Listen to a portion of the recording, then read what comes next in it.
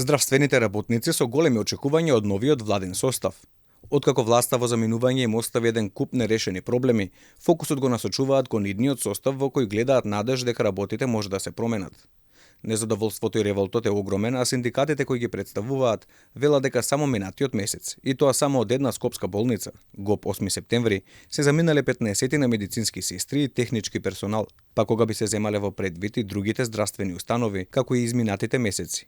Веројатно станува збор за фрапантна бројка. Здруженијата и синдикатите алармираат дека на македонското јавно здравство му се случува екзодус, па приоритет на новата влада треба да бидат вработените во овој сектор, особено оние кои со години работат без здравствено и пензиско осигурување. Го чекаме назначувањето на новиот министер и да се договориме за ситуацијата и за приватните доктори, а исто и за вработените во јавното здравство. И очекуваме позитивна клима од нивна страна дека ќе се реши овој проблем, бидејќи тие луѓе уште еднашка напоменувам 5 до 6 години се запослени за 21.700 денари. Тоа е срамно и жално, а држат цели оделенија во јавното здравство. Примарна медицина, вакцинација, лаборатории, физикални и така натаму. Лекарската фела веќе одамна бара политики и систем кој ќе биде заснован на реалните потреби на пациентите и медицинскиот персонал.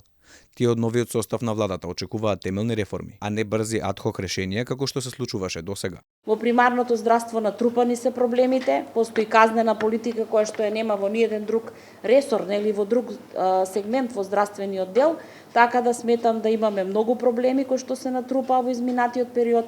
Очекувам од новиот директор на фондот, од новиот министер за здравство сериозно да се зафатиме за проблемите, да ги смениме законите да бидат во интерес на граѓаните и во интерес на здравствените работници.